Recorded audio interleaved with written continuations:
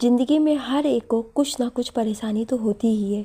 पर यहाँ इस दुनिया में कुछ ऐसे भी लोग हैं जिनके साथ कमजोरी और मजबूरी दोनों एक साथ हमेशा साथ साथ चलती है। एक लड़का था, बहुत ही सीधा और खुददार। घर के लोग कम और बाहर के लोग उससे ज़्यादा खुश रहते थे। देखने में वो बड़ा ही सुंदर और हंसमुख स्वभाव का था। हमेशा वो लोगों में घिरा रहता था। सारे लोग उससे हंस हंस कर बातें करते थे, अपनी बात बताते थे, पर वो अपनी बातें किसी से भी शेयर नहीं करता था। वो अपने आप को हमेशा अकेला महसूस करता था। अकेलेपन का एहसास उसे ज़िंदगी में हमेशा होता था, क्योंकि अक्सर घर के लोग उससे ठीक से बात नहीं करते थे। उसे भी अपनी ज़िंदगी में बहुत सारी परेशानियां थी, जिससे वो हमेशा लड़ते रहता था अकेला। कहते हैं असली दुश्मन आपको मिल जाएगा, आप अपने अंदर झांक कर देखिए। उसके साथ भी ऐसा ही था। वो थोड़ा शक्की किस्म का था। कुछ भी हो, उसमें वो खामियां ढूंढकर शक जरूर करता था। वो लड़का अपने परिवार के लिए जीता था और उसका परिवार माँ बाप, भाई बहन, भतीजा भतीजी सभी से भरा था, पर किसी को भी उसकी चिंता नहीं थी। इन्हीं सब बातों से वो थोड़ा चिड़चिड़ा सा हो गया था। उसका नाम दीपक था। दीपक नाम बहुत अच्छा था और उन्हीं के अनुसार उसके सारे गुण थे। सभी के लिए उजाला और खुद के लिए अंधेरा, चाहे जितना भी कुछ कर लो। वो अपने पढ़ाई के साथ कुछ काम भी किया करता था। वो छोटे बच्चों को पढ़ाता था और कोई और भी कुछ काम बताता था तो वो भी वो करता था। किसी से वो अपना खर्च नहीं मांगता था। उसके भाइयों की शादी हो चुकी थी, पर वो शादी नहीं किया था। वो सोचता था कि शायद वो मिल जाएगी। दीपक को सांवली की याद आने लगी। अपनी पढ़ाई के वक्त ही वो सांवली से मिला था। अपने परिवार में वो शादी में गया था और वहाँ वो अपने दोस्त की भाभी की बहन से प्यार कर बैठा। वो बहुत ही सीधी और सरल स्वभाव की दिखती थी। वो पूरे शादी में सबसे अलग लग रही थी। सिंपल सा रूप था उसका। उसने ज़्यादा मेकअप नहीं किया था, इसलिए वो दीपक को बहुत सुंदर लगी और अपना दिल दे बैठा। जो खो जाता है मिलकर ज़िंदगी में, जीता है ता उम्र वो धड़कनों में। नहीं जानता था सांवली उसको प्यार करती है या नहीं, पर वो उसे भूल नहीं पाता। वो जिस भी लड़की को देखता था उसमें वो सांवली को ही ढूंढता था, इसलिए वो शादी भी नहीं कर पा रहा था। दीपक के छोटे भाई बहनों की शादी हो चुकी थी और वो अभी तक कुंवारा था। जैसे जैसे उम्र बढ़ रही थी, दीपक वैसे वैसे सबको देखकर जब अकेला बैठता तो अपने आप से वो बहुत अकेला महसूस होता था। और वो क्या करता, किससे कहता? घर में कोई उसका अपना था ही नहीं और बाहर वाले मुंह पर भले कुछ ना बोलते, पर बाद में मजाक ही उड़ाते थे।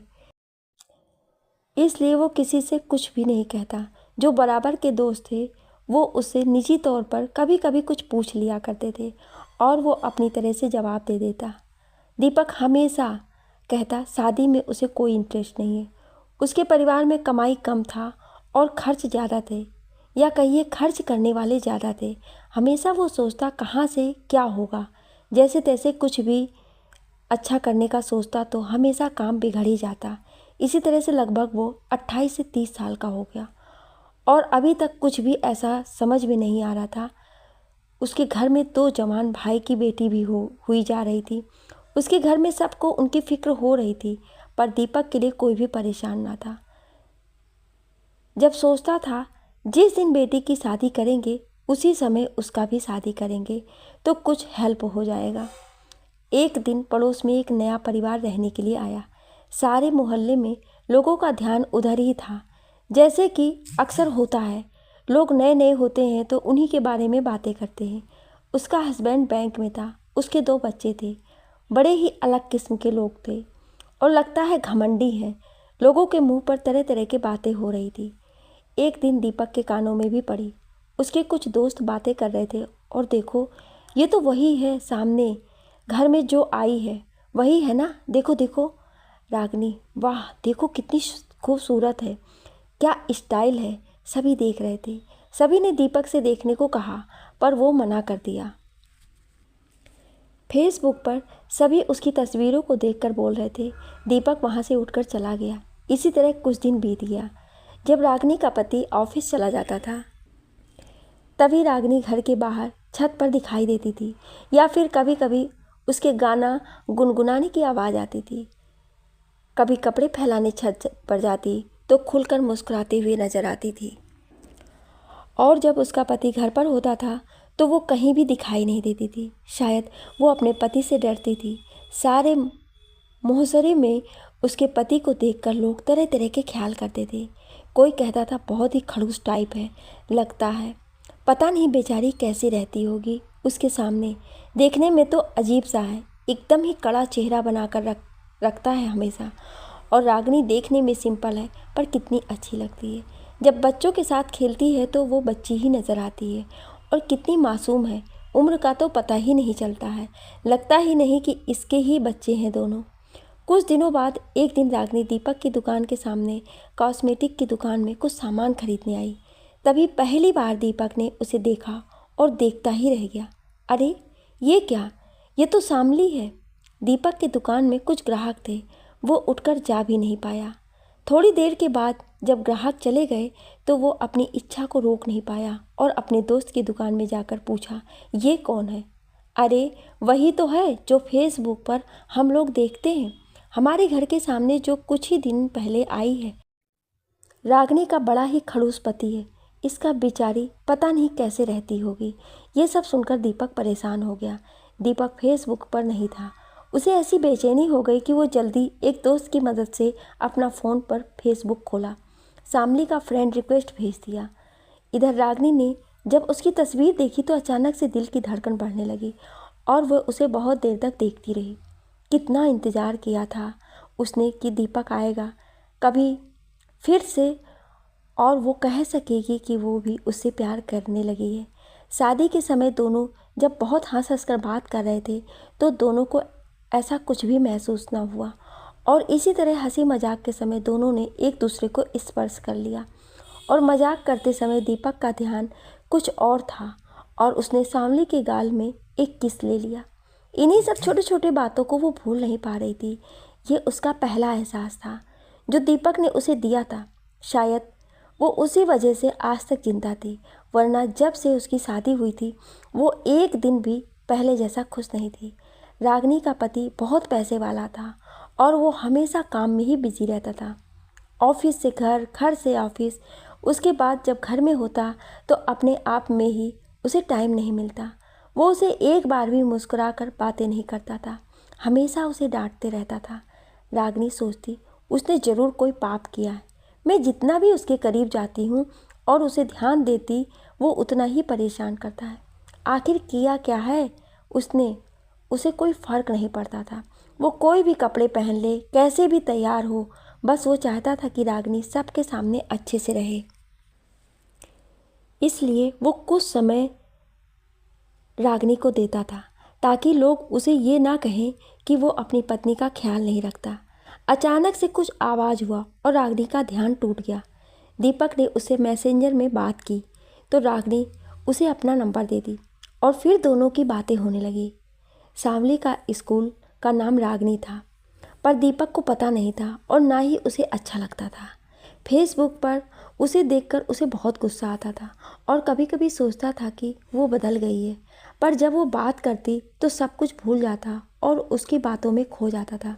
उसने कभी सोचा ही नहीं था कि अब वो मिल पाएगा, और ऐसे खड़ूस पति के साथ देखकर उसे अपने आप पर भी गुस्सा आने लगा।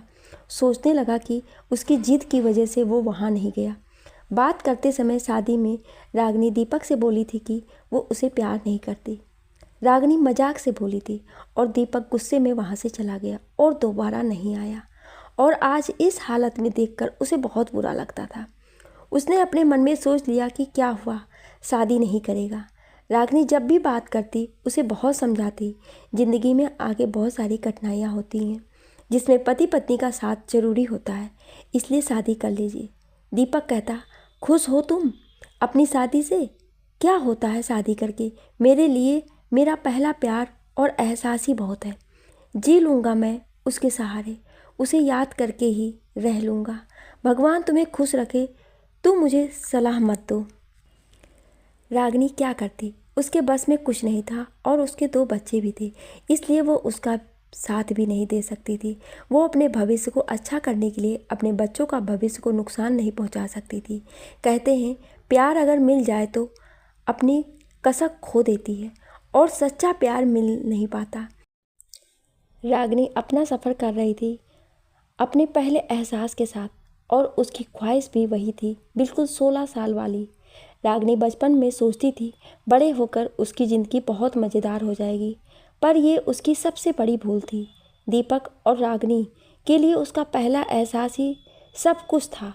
दोनों ने भगवान के भरोसे सब कुछ छोड़ दिया और बस यूं ही चलते रहे। दोस्तों, कहते हैं पति पत्नी को एक दूसरे का सम्मान करना चाहिए, पर यहाँ रागिनी का पति हमेशा उसका किसी न किसी के सामने अपमान ही करता था। हमेशा उसे किसी के सामने भी गिराता, उसका बेइज्जती करता था। जैसे उसे कहता, ठीक से बोल नहीं सकती क्या? तुम्हें तो ठीक से बोलना भी नहीं आता, क्या सीखी हो अब तक? और अपने काम में लग जाता, चाहे वो पार्टी क्यों ना हो। वो कहता, ठीक से मेकअप भी नहीं करती है, देखो तो सभी कितनी अच्छी लग रही हैं। और तुमको मना करते हैं क्या ब्यूटी पार्लर क्यों नहीं जाती हो? यहाँ चेहरे में दाग है। ऐसा वो उसके मुंह पर ही बोल जाता था, जिससे रागिनी हमेशा मुस्कुराते हुए उदास हो जाती थी। वो बिल्कुल अकेले पड़ गई थी। भला कोई पार्टी में ऐसा कहता है? हमेशा वो कहीं भी उसके साथ जाती तो घर आकर बहुत रोती थी, और वो सोचती, बहुत जाने का शौक़ है ना तुझे बाजार, तो और जा पार्टी में जाएगी। तुम पार्टी में जाने के लायक ही नहीं हो। वो आईने में देखकर अपने आप से बातें करती और खूब रोती थी। उसका ये दुख समझने वाला कोई भी नहीं था, और उसके पति को कुछ भी फर्क नहीं पड़ता था। जब अपना काम होता तो घर आते ही रागिनी रागिनी आवाज़ देता और ऐसे कहता, मुंह बंद रखो, अपना हमेशा बोलती रहती हो। 12 साल बीत गए और रागिनी 2 बच्चों की माँ बन चुकी थी। दोनों बच्चे ही उसकी ज़िंदगी बन चुके थे। वो बस उसी का चेहरा देखकर जी रही थी। शादी के 3 साल के बाद उसका पहला बच्चा हुआ, और दूसरी 8 साल के बाद। अभी छोटी थी। पति और बच्चों के काम में ही उसका समय ख़त्म हो रहा था। उसे अपने लिए भी टाइम नहीं मिल पाता, पर कभी कभी उसे किसी से बात तो करने का मन करता था। सो इसलिए उसने फेसबुक ऑन किया। पहली बार जब वो फेसबुक पर आई, उसे कुछ भी मालूम नहीं था कैसे क्या करना है, तो वो फेसबुक पर जैसे तैसे किसी को भी फ्रेंड बना रही थी और लाइक कमेंट कर रही थी। उसे समझाने वाला कोई नहीं था, बस वह थोड़ी बहुत एंजॉय करने लगी। उसे लगने लगा शायद यही उसके पास मुस्कुराने का एक जरिया बच गया है, और बाकी दोनों बच्चे काफ़ी थे उसके लिए। उसने कभी सोचा ही नहीं था कोई फिर से आएगा उसे हंसाने के लिए पहले की तरह। ये सब सोचते ही फ़ोन की रिंग बजी। रागिनी भागकर फ़ोन उठाई और दीपक की आवाज़ सुनकर खुश हो गई। कुछ अजीब सा बात कर रहा था दीपक फेसबुक पर। रागिनी के तरह तरह के फ़ोटो को देखकर उसे ये यकीन नहीं हो रहा था कि आखिर सच क्या है। रागिनी झूठ तो नहीं बोल रही है। कभी तो वह ऐसी बात करता कि रागिनी आसमान में उड़ने लगती, और कभी ऐसा शक करता कि लगता मुझसे बुरा पूरी दुनिया में कोई नहीं। रागिनी सोचती, आखिर क्या गुनाह किया है उसने। एक तरफ प्यार और दूसरी तरफ पति, दोनों के दोनों महान हैं। इंसान अगर सही हो तो गरीबी भी अच्छे से कट जाती, और अगर इंसान सही ना हो तो आप अमीरी में भी सुख की प्राप्ति नहीं कर सकते।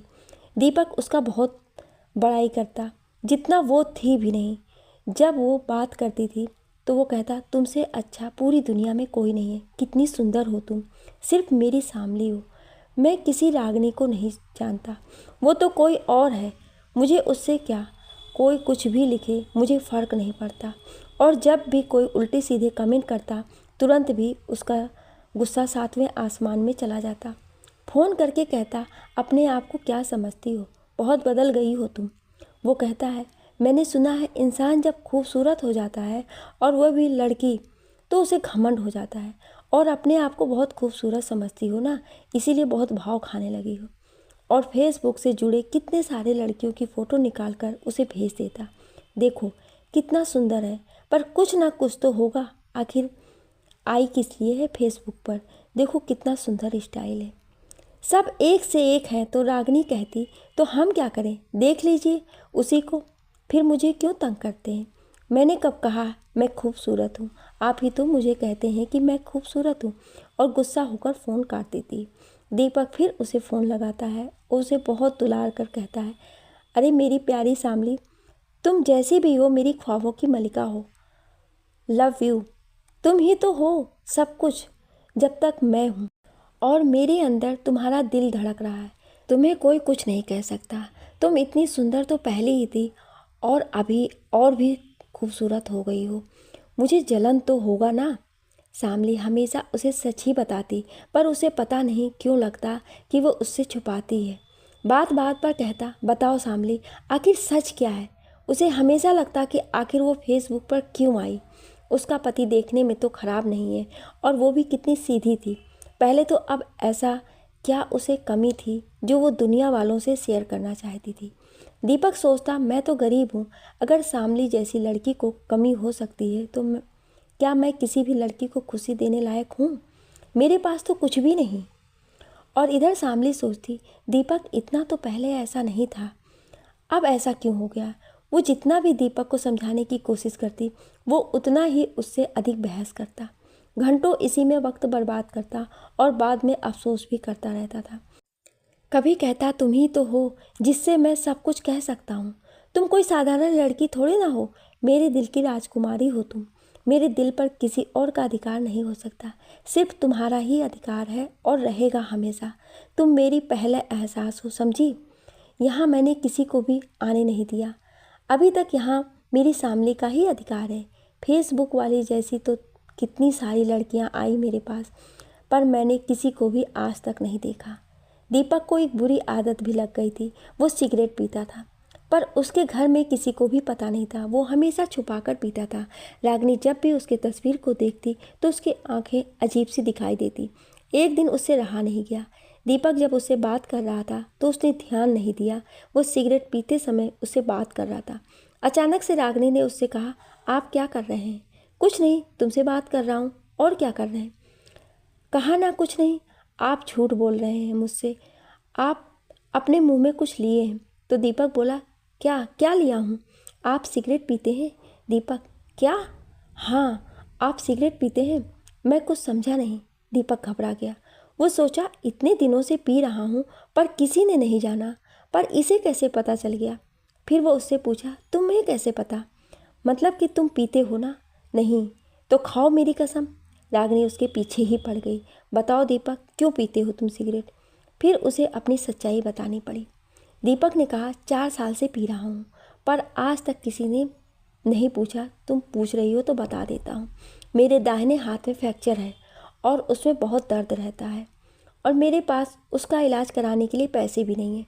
मैं बहुत परेशान रहता था, परिवार में मन नहीं लगता, और मेरे दोस्त सारे के सारे इन्हीं सब में हैं। तो अपना दर्द कम करने के लिए उन्होंने ये सलाह दी मुझे, और मैं ना चाहते हुए भी पीना शुरू कर दिया। मेरे सारे दोस्त पार्टी करते हैं हमेशा, और मैं वहाँ बैठा सिगरेट पीता रहता। कभी 10-12 से ज़्यादा भी पी लेता हूँ। रागिनी ये सब सुनकर अपना संतुलन खोने लगी। उसे बहुत दुख हुआ और वो फ़ोन काट कर रोने लगी। थोड़ी देर में दीपक फ़ोन करके उससे पूछा, कैसे कट गया फ़ोन, क्या हुआ तुम्हें। तो वो उससे बात नहीं कर पा रही थी। दीपक बोला, इसीलिए तुमसे बोल रहा था कि बेकार में परेशान हो जाओगी, पर तुम सुनी नहीं। दे दिया ना तुम्हें परेशानी।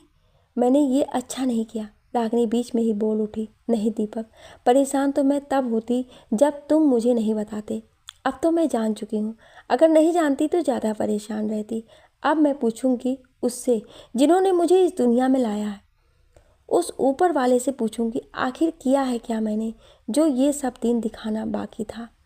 आखिर क्यों हुआ ये सब मेरे साथ। मैं हमेशा जिन चीज़ों से परेशान रहती थी वही होना था।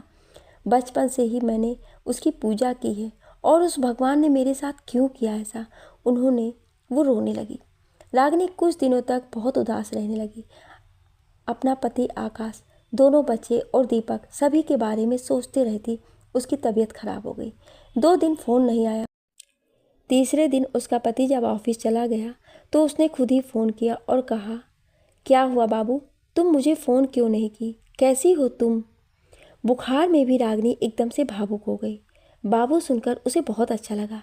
फिर उसने बताया उसे बुखार है, इसलिए फ़ोन नहीं कर पाई। दीपक बोला, मैं तुम्हें फेसबुक पे भी नहीं देखा तो परेशान हो गया। ऐसा मत करो बाबू, तुम अगर बीमार हो जाओगी तो मुझे कैसा सहारा मिलेगा। इस तरह की बातें तो वो अपने पति से सुनना चाहती थी, पर उसने उसे कभी भी इस लायक नहीं समझा।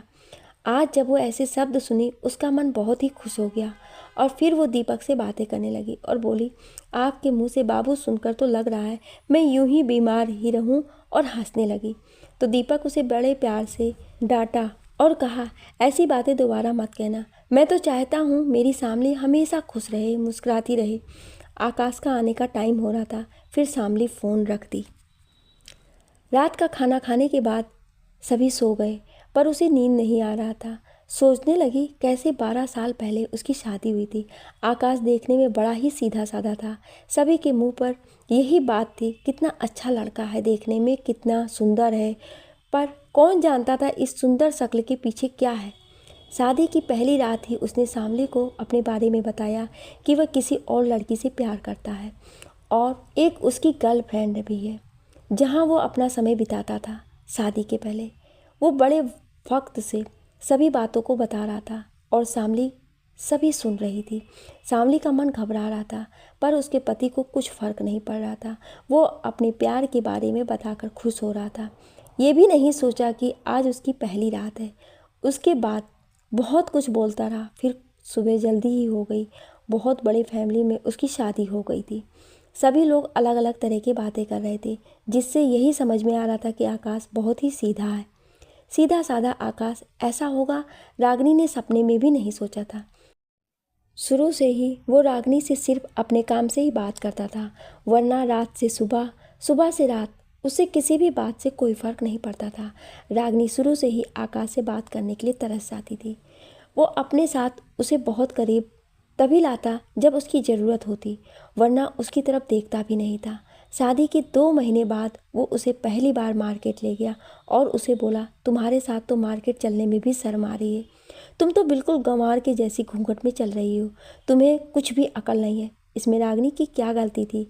घर में सभी दिन भर छोटे होने के कारण उसे दिन भर घूंघट में रहने को कहते हैं, तो उसकी आदत हो गई थी। और पहली बार वो घर से निकली थी, तो उसे क्या मालूम यही बात वो ठीक से भी बोल सकता था। वो जब भी बात करता था अपनी गर्लफ्रेंड का नाम लेता था और लास्ट में बोलता था, चलो कि उससे मिलने, बहुत अच्छी लड़की है। एक दिन रागिनी उससे मिलने को तैयार हो गई। वहीं दूसरे मोहल्ले में आकाश की दीदी का घर भी था, तो आकाश अपनी बहन के यहाँ उसे घुमाने ले गया और उसी बहाने वो अपनी गर्लफ्रेंड से रागिनी को मिलवाने ले गया। आकाश जब भी बड़ाई करता था, रागिनी सोचती, आखिर कुछ तो बात होगा उसमें जो मुझ में नहीं है, इसलिए एक बार मिलना चाहती थी। यही सोचकर वो आकाश के साथ उसके घर मिलने गई, पर इसमें कोई बात ना था। वो भी एक साधारण लड़की थी। अब रागिनी के मन में बहुत सारे प्रश्न उथल पुथल होने लगे। उसे बहुत सारे शक भी होता था। जब किसी को आपके होने और ना होने से कोई फ़र्क ना पड़े, तो उसे बार बार ये एहसास दिलाना बेकार है कि हम तुम्हारे पास हैं। ज़िंदगी की राहों में ये कहानी सभी की है दोस्तों, कि हम सफ़र कोई और है और हम राज कोई और है। अगली सुबह रागिनी अपने पति को ऑफिस भेज दिया और बेटे को स्कूल और बच्चे को तैयार करके किचन में काम कर रही थी कि उसे दीपक की याद आई और उसने उसे कॉल किया। गुड मॉर्निंग दीपक, क्या कर रहे हैं आप? दीपक ने कहा, कुछ नहीं, बस तुम्हें याद कर रहा था और तुमने फ़ोन कर दिया। कैसी हो तुम? नाश्ता कर ली? तबीयत कैसी है तुम्हारी? ये सब सुनकर शामली ने कहा, मैं ठीक हूँ बाबा, आप कैसे हो? मैं भी ठीक हूँ। आपने नाश्ता किया? नहीं, अभी तक किसी ने पूछा नहीं। मेरे घर में किसी को मुझसे नहीं मतलब है। बस उन्हें अपना काम हो जाना चाहिए टाइम से, उन्हें पैसे मिल जाना चाहिए। बाकी मैं कैसा हूँ, खाना खाया या नहीं, नाश्ता किया या नहीं, किसी को मुझसे मतलब नहीं है। तुम बताओ, तुम कैसी हो? ये सब सुनकर शामली की आंखें भर आई।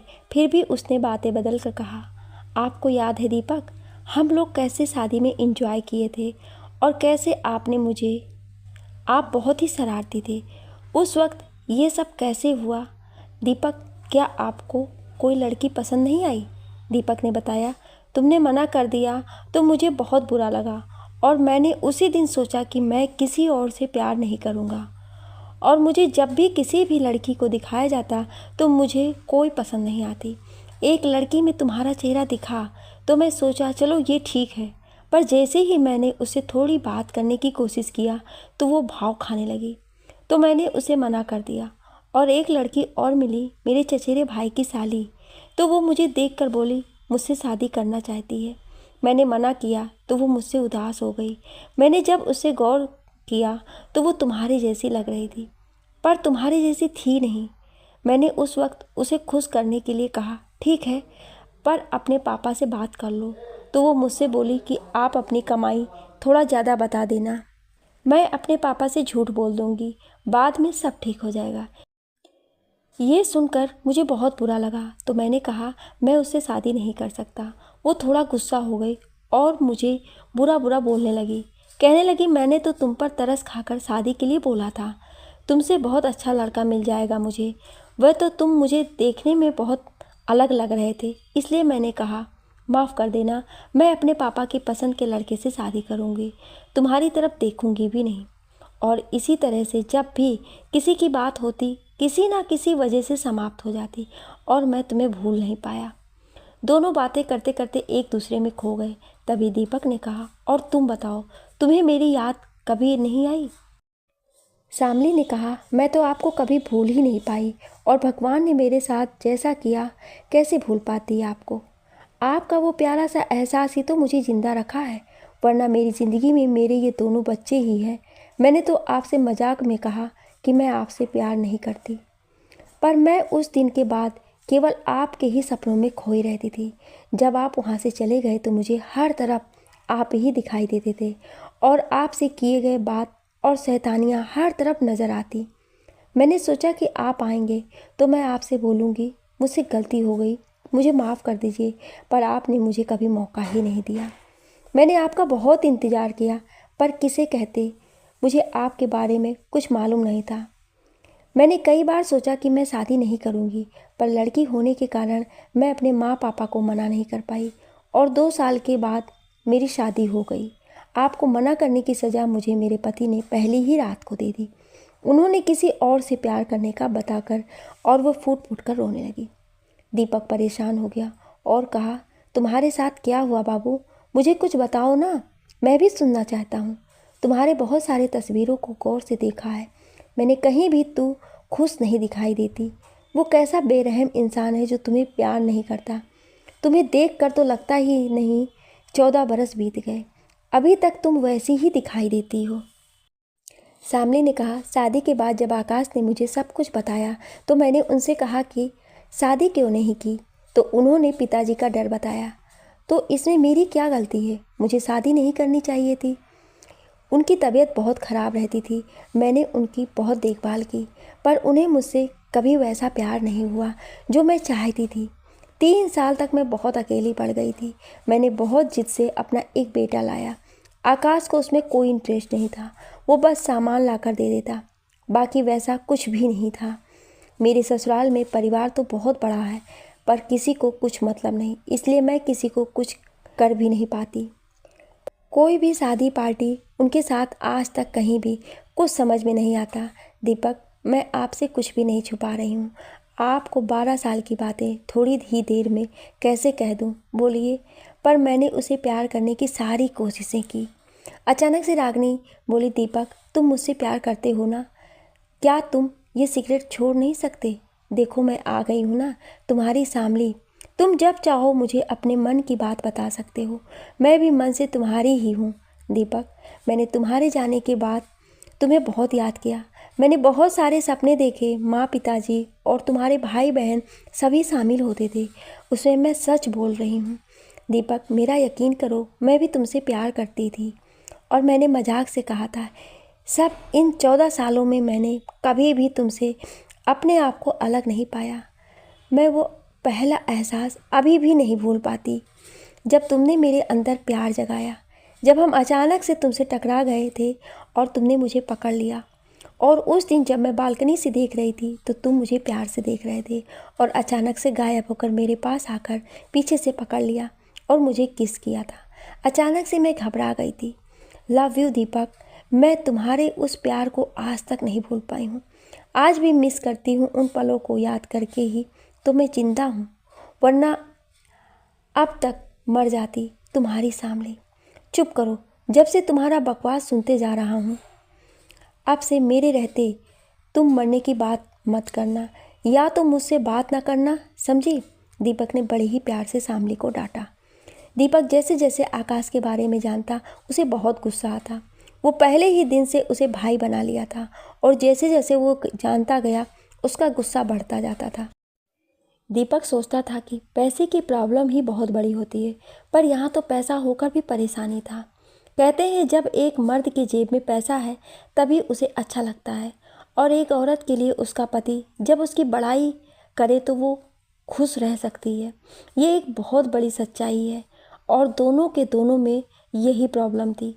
शादी के पहले हंसने खेलने वाली शामली आज उदास रहती थी और दीपक भी समय के साथ मुरझा गया था। उसके होठों पर हंसी के बजाय सिगरेट के लस लेने के वजह से काले पड़ गए थे। शामली के बार बार मना करने की वजह से वो धीरे धीरे कम करने की कोशिश करने लगा। इसी तरह शामली भी उसके साथ बातें करते करते हंसने मुस्कुराने लगती और खुश रहने लगी। अब उसे जब भी अच्छा लगता गाना भी पहले की तरह गाने लगी और सजने संवरने भी लगी। जब भी उसका मन करता तरह तरह की अपनी तस्वीरें मोबाइल से खींचती और दीपक को व्हाट्सएप कर देती। दीपक भी उसकी तस्वीरें देखकर अपना सारा गम भूल जाता। दीपक और शामली दोनों एक दूसरे से सिर्फ बातचीत करके ही अपने दायरे में रहकर एक दूसरे के बारे में सोचते हैं।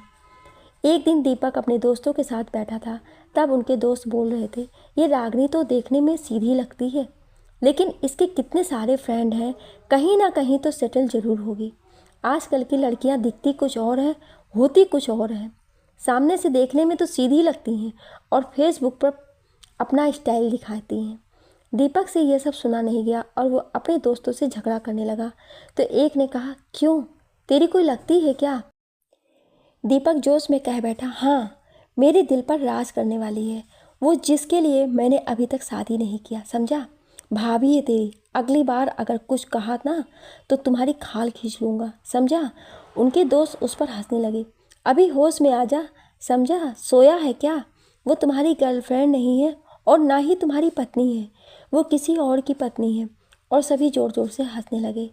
उस दिन दीपक गुस्से में जाकर शराब पी लिया और शामली से फ़ोन पर बात कर रहा था और उसके लड़खड़ा रहे थे। दीपक ने शामली से कहा, और क्या क्या राज छुपा है तुम्हारे अंदर? हो सके तो समय रहते ही मुझे बता देना। ये सब सुनकर शामली हड़बड़ा गई और उसने फ़ोन काट दिया और फिर वीडियो कॉल कर दिया। दीपक को इस रूप में देखकर उसे गुस्सा भी आया, पर वो अपने आप को संभाल कर उसे पहले समझाई और बोली, दीपक, आप अभी होश में नहीं हैं, आप ऐसा क्यों किए? मैं नहीं जानती, आप मेरी आंखों में देखिए और बोलिए, क्या मैं कुछ भी गलत कर सकती हूँ? दीपक नशे में था, वो कुछ सोचने समझने की हालत में नहीं था। सामने से माफ़ी मांग रहा था कि वो आगे से ऐसा नहीं करेगा। श्यामली उसे समझा कर घर जाने को कहती है और वो घर चला जाता है। उसके बाद वो सोचने लगती है, ठीक ही तो कहता है दीपक, आखिर मुझे क्यों आना पड़ा फेसबुक पर? और वो अपने ख्यालों में खो जाती है। अपने ऊपर लगातार वर्षों से आकाश का यही सब बर्ताव देखकर स्वयं भी परेशान हो गई थी, इसलिए वो देखना चाहती थी बाकी सब लोगों में और उसमें आखिर क्या अंतर है। और भी बहुत सारे सवाल थे उसके मन में जो उसका पीछा नहीं छोड़ती। फेसबुक पर बहुत सारे कमेंट को देखकर भी आकाश को कभी कुछ नहीं होता। वो कहता, आखिर तुम में ऐसा क्या है? बस यूं ही लिख देता है। बेचारा वो समझ नहीं पा रही थी कि सच में लोग उसे मैसेंजर में हाय हेलो क्यों करते हैं। जब ऐसे लोगों को अपनी वाइफ दिखाई नहीं देती तो उन्हें किसी और लड़की से प्यार कैसे हो सकता है? ये सब कुछ और ही दर्शा रहा था। वो अपने पति के बारे में भी सोचने लगती। ऐसा इंसान तो सिर्फ शारीरिक सुख के लिए ही जीवन साथी बनाता है, वरना उसे किसी भी से प्यार नहीं हो सकता। अगर वह किसी भी लड़की से प्यार करता तो मेरा इतना ख्याल रखने के बाद क्या मैं इतनी बुरी हूँ कि वो मुझसे प्यार नहीं कर सकता? फेसबुक पर आने के बाद रागनी का विचार कुछ बदलने लगा और उसके ख्याल कुछ अलग सोचने लगे। वो सोचने लगी, आखिर बाहर के लोग किसी और लड़कियों को कमेंट क्यों करते हैं और लड़कियां भी उन्हें थैंक यू और वेलकम कहने से पीछे नहीं हटती हैं। तो क्या इसमें सिर्फ लड़के ही बुरे होते हैं? नहीं, इसमें हमारी फैमिली की भी गलतियां होती हैं, जो अपने परिवार की ठीक से देखभाल नहीं कर पाते। जब आकाश के पिता ने उसकी शादी रागनी से कर दी तो उसमें उसका क्या गलती था जो आकाश उसे प्यार नहीं करता था? अगर ऐसा था तो उसे शादी नहीं करना चाहिए था, और शादी कर लिया तो उसे अपनी पत्नी का ख्याल ज़रूर रखना चाहिए था।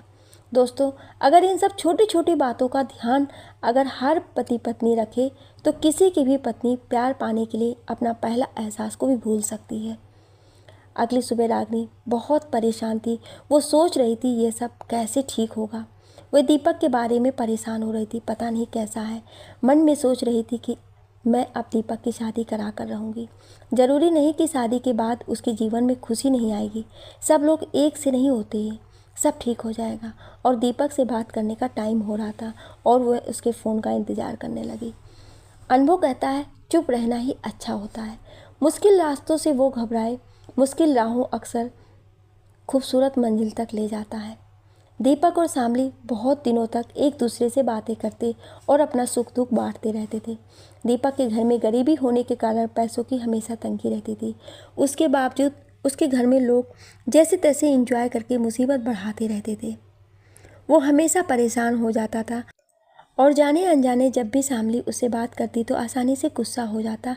एक बार शामली उसकी माँ से बात की फ़ोन पर। वो जानना चाहती थी कि आखिर सही ढंग से बात क्या है, और सब कुछ पता लगाने के बाद शामली सब समझ गई। पहले उसने दीपक को शांत और खुश रखने की कोशिश किया और उसकी सिगरेट भी कम करवाई। धीरे धीरे दीपक को लगने लगा कि उसका भी इस दुनिया में कोई है जो उसके बारे में सोचता है, और उसे ये भरोसा मिलने पर वो अपनी शादी के लिए तैयार हो गया और बोला कि जैसे इतना साल गुजर गया है, मुझे कुछ टाइम और दो, मुझे समझो, मैं तुम्हारी बात ज़रूर मानूंगा। वो गुस्से में आकर कभी कभी श्यामली से दूर भागता और अपने मोबाइल को स्विच ऑफ कर देता। पर श्यामली जब सब समझ जाती है और उसे टालकर प्यार से बात करती है, उसे मना लेती है, फिर सब ठीक हो जाता है। श्यामली के दोनों बच्चे भी बड़े हो रहे थे, पर आकाश वैसा ही था। श्यामली अपने दोनों बच्चों के लिए परेशान रहने लगी, उसकी पढ़ाई के बारे में सोचने लगी और उसका भी ध्यान देने लगी। इस दौरान वो अपने आप को कम ही ध्यान दे पाती थी। धीरे धीरे 2-3 साल बीत गए। श्यामली का बीच बीच में तबीयत हमेशा ख़राब होते ही रहता था। आगे चलकर उसे सांस की प्रॉब्लम हो गई। दवाई के बगैर एक दिन भी रह नहीं पाती थी। फिर भी आकाश को कोई फ़र्क नहीं पड़ा।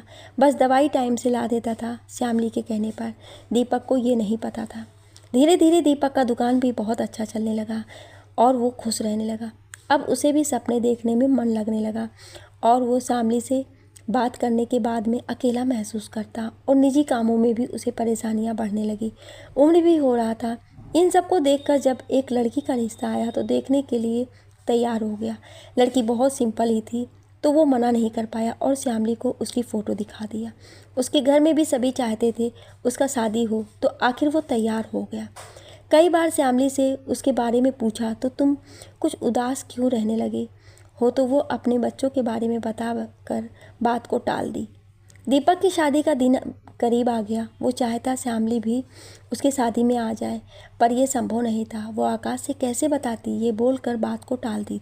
पर सच्चाई तो ये था कि वो अपने आंखों से अपने सपने की किसी और को दे रही थी, और ये वो कैसे देख सकती थी। अंदर ही अंदर वो घुट रही थी, पर इस बात से खुश थी कि उसका दीपक को कोई तो संभालने वाली होगी।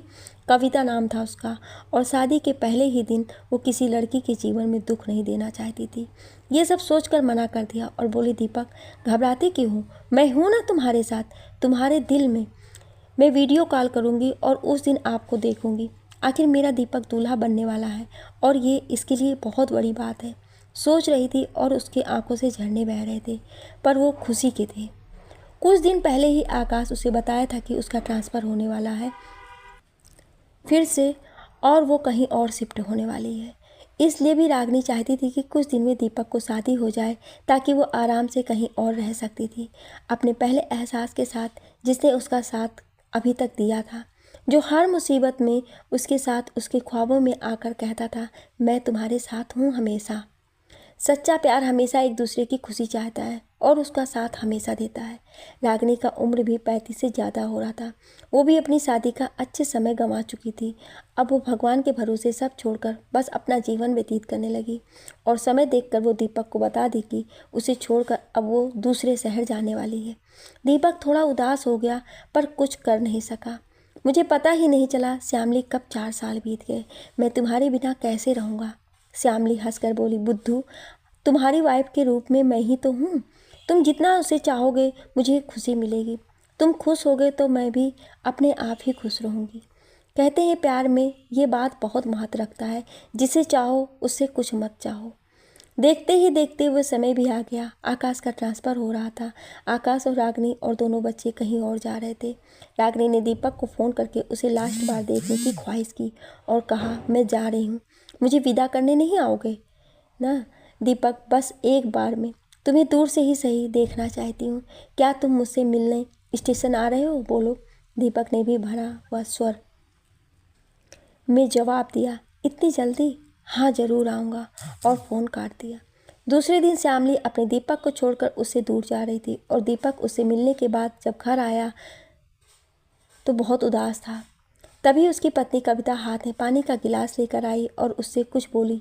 दीपक को उसमें श्यामली ही नजर आ रही थी और वो उसे गले लगाकर रोने लगा और बोला, तुम मुझे छोड़कर कभी मत जाना। लिखने और बोलने में कोई त्रुटि हुई हो उसके लिए क्षमा प्रार्थी हूँ। आपको ये कहानी कैसी लगी हमें कमेंट करके ज़रूर बताएं और ऐसे ही इंटरेस्टिंग कहानियाँ सुनने के लिए हमारे चैनल को सब्सक्राइब ज़रूर करें। Thank you.